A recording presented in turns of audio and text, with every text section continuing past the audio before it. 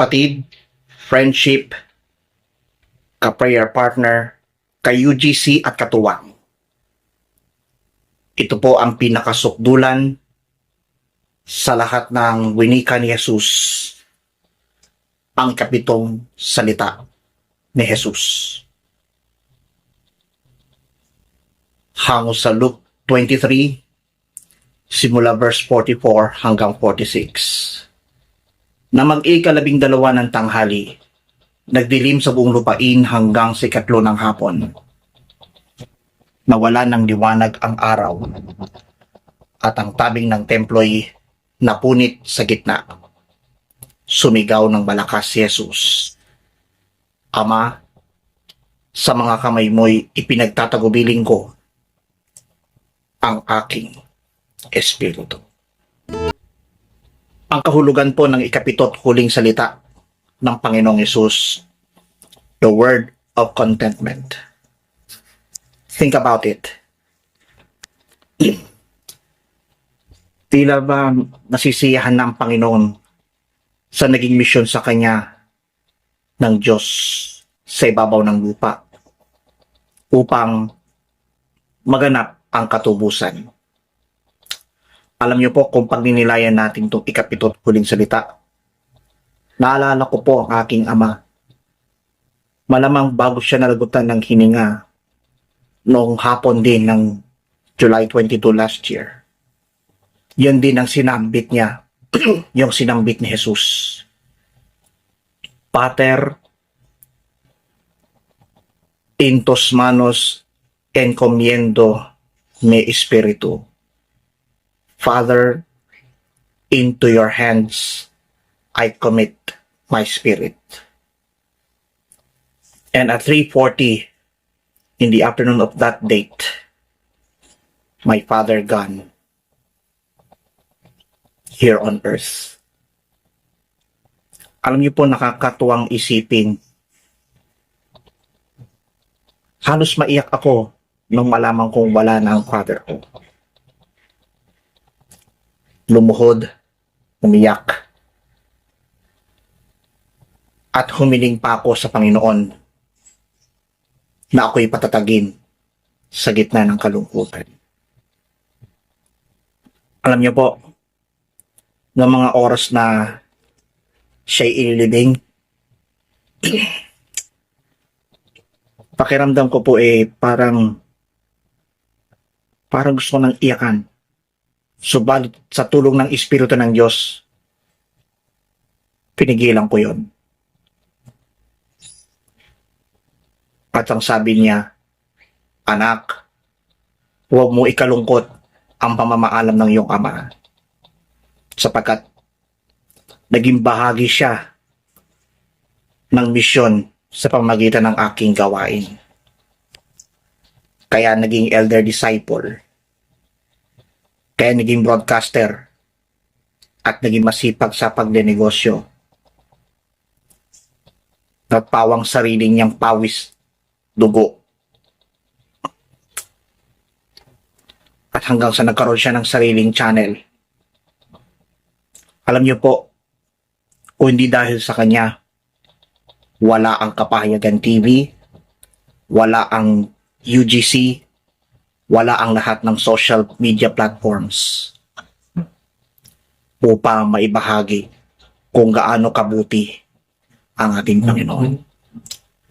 Kapatid, friendship, ka-prayer partner, ka-UGC at katuwang. Tulad ng Panginoong Hesus, nasiyahan ka na ba sa ipinapagawa ng ating Panginoon? Kailangan pa bang masiyahan o may kulang pa sa buhay mo? Sama-sama tayong manalangin. Aming Diyos na nasa langit, dahil sa ikapito't huling salita ng Panginoong Hesus, ay nagkaroon kami ng pangunawa upang sa gayon po ay patuloy naming masariwa ang aming pagdinilay sa mga salitang binikas mo. At hari nawa, Panginoon, Patuloy mo kaming ingatan, samahan at yabayan. Sapagkat dinanas mo, ipinadama mo sa amin ang dakilang pag-ibig ni Jesus nang siya'y nakabayubay sa krus ng Kalbaryo. Salamat, Panginoon. Ito po ang aming dalangin sa ngalan ng Ama at ng Anak at ng Espiritu Santo. Amen at amen. Tandaan po natin ang winika ni Jesus bago siya managutan ng hininga na nakabayubay sa krus. Padre, en tus manos encomiendo mi espiritu. Father, into your hands I commit my spirit. Ama, sa mga kamay mo'y ipinagtatagubilin ko ang aking espiritu. The second last word of Jesus on the cross. Father, into your hands I commit my spirit. I would like to start my reflection borrowing the reflection of Father Marcel Santiraros, a missionary from the Congregation of Xaverian Missionaries of St. Francis Xavier, which for me is very beautiful and worth sharing. And I quote, Jesus' last words are a prayer shouted into the dark heaven. Father, into your hands I commit my spirit. The words are taken from Psalm 31, one of the Bible's most eloquent prayers that swings in mood from anguish to thanksgiving. Luke the evangelist made only small change in citing the psalm with the addition of address, Father. 3 times in Luke's Passion narrative, Jesus addressed his Father in prayer, entrusting his life to God's will on the Mount of Olives, pleading for forgiveness on behalf of his enemies, and now at the moment of death. Luke clearly states that the spirit of trust in a faithful God accompanies Jesus in death. And having said this, he expired.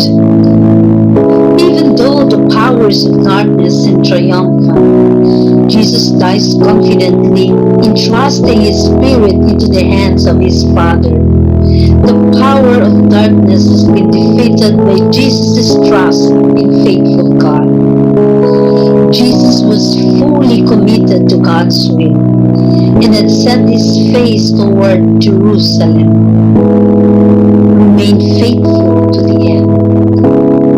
Jesus' exodus was completed and he would return to God in order to lavish on the world the spirit of forgiveness and salvation. Jesus has been at the mercy of hands, and that had no mercy. For as he had told them, it was their hour. Then he prayed this final prayer. Father, into thy hands I commend my spirit. Things change when we put them in God's hand. What Satan thought would be a defeat, in God's hand is our victory. What Satan thought would be our shame, in God's hand is our success. What Satan thought we would be a way down, in God's hands is our way out. What Satan thought would be our midnight, in God's hands is our morning. When Satan thought would have our limping, in God's hands is our leaping. But Satan thought would be our stumbling block, in God's hands is our stepping stone. As a wife, mother, and a catechist, life is so challenging for me. It was then when I was retrenched from my well-loved work as a campus minister of one of the Catholic schools here in Davao City. Darkness over my life, and I was so depressed.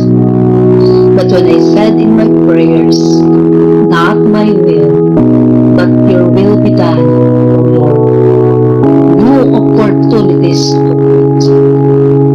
My Lenten journey this year is challenging since I have to seek God's guidance and enlightenment as I will make another major decision in my vocation as a Calvinist.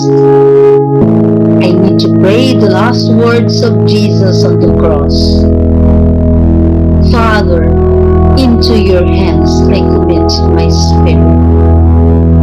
I may not die physically today, but I need to die in my own wants and desires. I have to let go and let God. May Jesus, the perfect steward of the Father, guide me. As I end my sharing, pray with me with a prayer of Saint Teresa of Avila. Let nothing disturb you. Let nothing frighten you. All things are passing. God never changes. Patience obtains all things.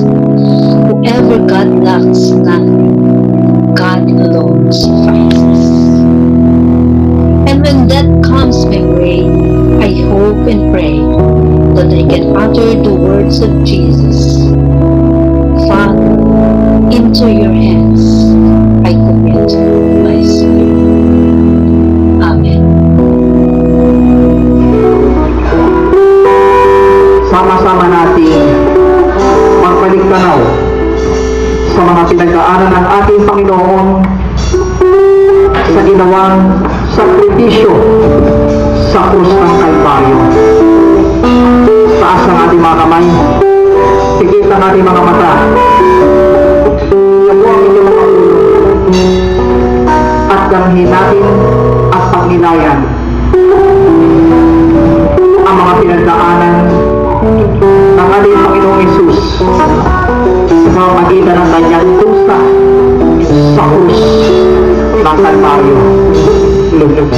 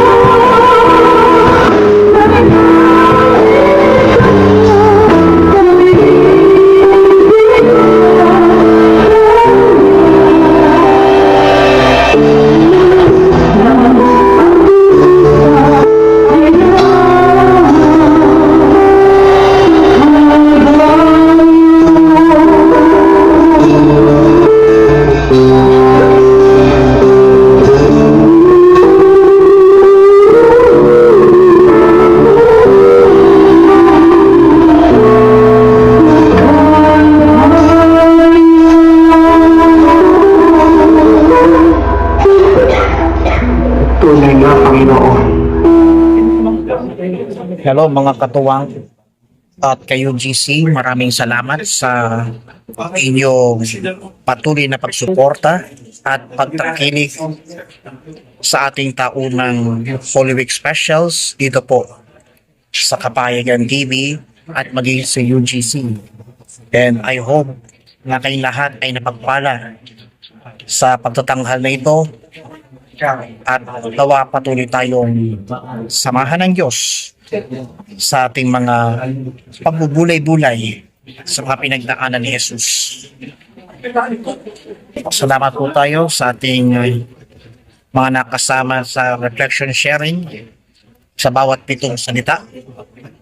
Unang-una po si Coach Alex Solano, Coach Joel Juarez, Coach Dr. Arvin Serrano, Coach Anjo Urani, Coach Maulen Tolentino, Coach Dr. Esmeña Katabay Celeste, at si Coach Loretta Juarez sa kanilang effort at pagbibigay ng reflection sharing ng mga nakaraang taon na maaaring may replay. And I hope sa susunod na pagkatanghal ng pitong huling salita ng Panginoong Jesus sa 2027, ang inyong lingkod po ang magbibigay paliwanag kung ano mga kahulugan, kung paano may papaliwanag ang mga kahulugan ng pitong huling salita ni Jesus. At nawa sa inyo pong lahat, paalala naman po, lalo lang sa pagsapit ng Holy Week, tandaan po natin ang Holy Week ay hindi po inilaan para mag-beach escapade. Inilaan po talaga ang Holy Week para magnilay at pagsama-sama sa pananalangin. Nawa maging makabuluhan ang panahon ng pag-alala sa mga pinagdaanan ni Jesus. Kaisa po ang Kapahayagan TV at UGC, Unstoppable Grace Channel, sa buong sangkakristyanuhan sa pag-obserba sa panahon ng Semana Santa. At ito pong presentasyon nito ay alay ko po in loving memory of my father, Brother Resurrection Rex D. America, at ang isa naming kaibigan sa Ministeryo ng El Shaddai na nasa likod ng virtual prayer meeting during pandemic, si Sister Maybel Kanya-Pronto. At nawa po, alay po ang special Holy Week presentation na ito sa mga kapatid na umuwi na sa piling ng Panginoon. At lalo tigit, alay po ito sa ating Panginoon. Dito pong presentasyon na ito ay inihahandog po namin para sa inyo. At sa tulong ng Diyos, patuloy tayong gagabayan, iingatan at sasamahan. Tandaan po natin ang sinabi ng Centurion sa ating Panginoon, salita mo lamang, gagaling na ako. At naniniwala po ako na kayong lahat na nanonood ng pagkatanghal na ito ay pinagaling na ng ating buhay na Diyos. Sa oras na ito tayo po'y isa sa ating pananalaangin. Aming Amang nasa langit, maraming salamat po. At patuloy mo kaming sinamahan sa pagkatanghal na ito, lalo lang ngayong panahon ng Semana Santa. Nawa patuloy mo kaming gabayan, samahan at ingatan sa aming patuloy na paglilingkod sa iyo, at nawa makita sa amin ang diwa at pagpapahalaga ayon sa iyong kalooban at mithiin. Nawa sa panahong ito, patuloy mo kaming gabayan, samahan at ingatan sa buong panahon ng pagninilay. At dalangin namin na matigil na ang mga sigalot sa Middle East upang gawing payapa ang dakong sinilangan ng iyong anak na si Jesus. Kaya maraming salamat, Panginoon. Ito po ang aming dalangin sa isa na panambitang panalangin ng aming Inang Birheng Maria at ang lahat ng mga anghel ng banal sa langit. Sa pangalan ng iyong bugtong na anak, ang aming Panginoon at Tagapagligtas, Panginoong Hesus Kristo, na nabubuhay at naghaharing kasama mo ng Espiritu Santo Diyos, na sa walang hanggan sa mga mataganak at ng Espiritu Santo. Amen at amen. Maraming salamat po sa inyong pagtangkilik sa espesyal na handog ng ating 7 huling salita ni Jesus. Ito po'y taon-taon po natin ginawang panata upang pagbinayan ang mga pinagdaanan ng ating Panginoong Hesus sa pamamagitan ng mga salitang kanyang binikas habang siya'y nakabayod sa krus. Ito po si Brother Ryan America. Maraming salamat at patuloy po tayong pagpalain ng ating buhay, banal at makapangyarihan. Maraming salamat.